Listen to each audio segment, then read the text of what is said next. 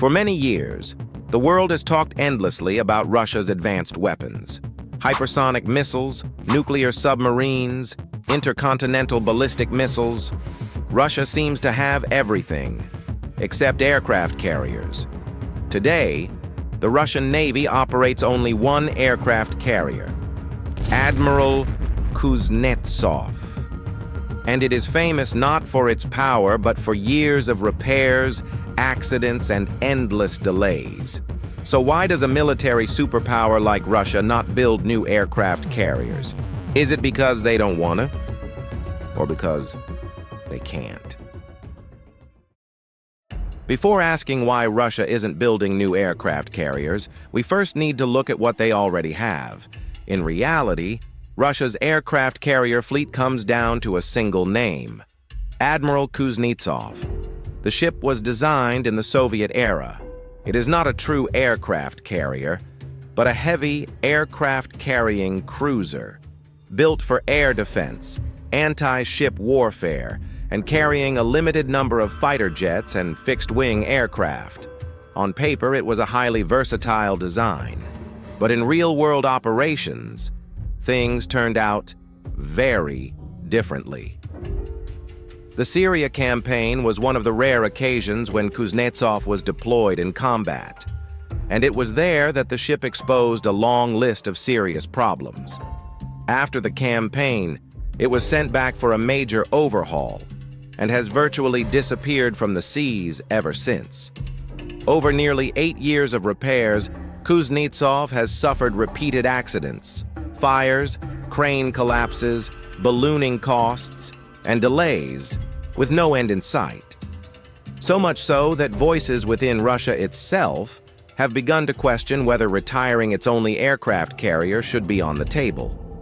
In September 2024, reports indicated that Kuznetsov's crew had been reassigned to form a new marine unit, a sign that Russia does not expect the ship to return to service anytime soon. In that context, Russia's reluctance to rush into building a new aircraft carrier, massive, complex, and enormously expensive, starts to make a lot more sense. The first reason, and the most obvious one, is cost. An aircraft carrier is not just a bigger ship. It is a massive budget-consuming mega-project. The hull and flight deck alone cost billions of dollars, and that's only the beginning. An aircraft carrier requires an entire ecosystem: carrier-based fighter jets, early warning aircraft, helicopters, pilots, technicians, and specialized maintenance crews. But it doesn't stop there. For the ship to operate as intended, Russia would also need to build a full escort group: destroyers, anti-submarine vessels, and logistics ships. Each component comes with its own price tag, from construction to training to decades of operation. At a time when Russia must sustain the war in Ukraine, cope with international sanctions, and prioritize drones, missiles, artillery, and air defense, weapons that deliver immediate results on the battlefield, an aircraft carrier becomes a luxury. When weighing the choice between a ship that takes more than 10 years to become fully effective and thousands of systems that can be deployed almost immediately, Russia's priority is not hard to predict. The second reason lies in strategic thinking. The U.S. Navy is built to project power across the globe, to protect sea lanes, and to intervene in conflicts on every continent. That's why the United States needs massive mobile airfields at sea. Russia is different. Geographically and strategically, the Russian Navy is focused mainly on nearby waters: the Arctic, the Baltic Sea, the Black Sea, and the Far East. Its core mission is to defend the homeland, and above all, to shield its force of nuclear-powered ballistic missile submarines, the backbone of Russia's nuclear deterrent. With that mindset, Russia prioritizes investment in submarines, cruise missiles, anti-ship missiles, and air defense systems, rather than expeditionary carrier strike groups like those of the U.S. Put simply, the United States needs aircraft carriers to go to other people's homes. Russia needs missiles to make it hard for others to come near its own. When naval doctrine does not place aircraft carriers at the center, pouring enormous resources into building an entire carrier fleet no longer seems truly necessary. The third reason is that even if Russia wanted to, building a new aircraft carrier would not be easy. During the Soviet era, Moscow controlled a vast network of factories and shipyards, including facilities designed specifically for extremely large-scale projects. But after the collapse of the Soviet Union, much of that industrial capacity ended up outside Russia's borders, most notably the shipyards in Mykolaiv, Ukraine. Today, Russia's remaining major shipyards are already stretched thin, handling multiple orders at the same time: nuclear submarines, corvettes, civilian vessels, oil tankers, and export contracts. Even the overhaul of Admiral Kuznetsov has exposed repeated problems and years of delays. That alone suggests that Russia's current industrial base does not have spare capacity to take on an additional mega-project in the 70,000 to 100,000 ton range. Building an aircraft carrier is not just about drawing blueprints and cutting steel.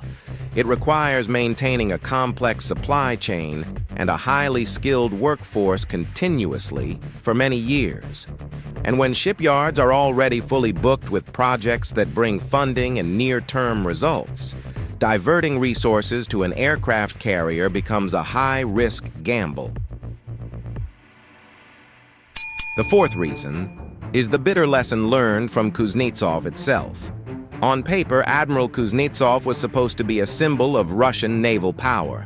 In reality, it became a costly cautionary tale. During its rare deployment to Syria, Kuznetsov suffered aircraft accidents during takeoffs and landings. Images of the ship belching black smoke with outdated systems became a subject of ridicule in international media. When it was sent back for overhaul, things only got worse. The floating dry dock sank, fires broke out during repairs, schedules slipped, and costs spiraled out of control. Aircraft carriers are expensive by nature, but in the case of Kuznetsov, it turned into a financial and technical nightmare. When the only carrier you have is still caught in limbo, unsure whether it should be repaired further or written off entirely, convincing Russia's leadership to spend billions more on a brand new aircraft carrier becomes extremely difficult. Finally, there is the trend of modern warfare. Long-range anti-ship missiles, hypersonic weapons, low-cost kamikaze drones, all are designed with one common target in mind: large, expensive, and hard-to-hide platforms. And aircraft carriers, with their enormous size and extremely high strategic value, naturally become priority targets. Recent conflicts have shown that the open sea is no longer an absolutely safe domain for large surface warships. From Russia's perspective, a country strong in missiles and coastal defense, investing in weapons designed to sink aircraft carriers makes far more sense than building aircraft carriers of its own. A single modern missile or a swarm of kamikaze drones costs far less than maintaining an entire carrier strike group and its escorts. In the era of precision strikes and unmanned warfare, Russia has chosen a strategy that forces its adversaries to think twice rather than joining a costly race of naval prestige.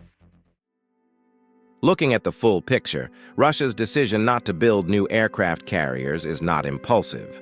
It reflects a mix of strategic thinking, economic limits, and real-world constraints. An aircraft carrier is not just a ship, it is an extremely expensive package. The vessel itself, its aircraft, escort ships, and decades of maintenance and operations. Doctrinally, Russia does not build its navy to project power globally like the United States. Its focus is defending nearby waters, not dominating distant oceans.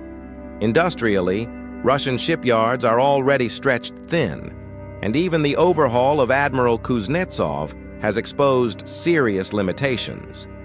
Add to that the hard lessons learned from Kuznetsov and growing confidence in missiles and drones designed to counter large warships, and Russia's choice becomes clearer. The real question is no longer whether Russia can build an aircraft carrier,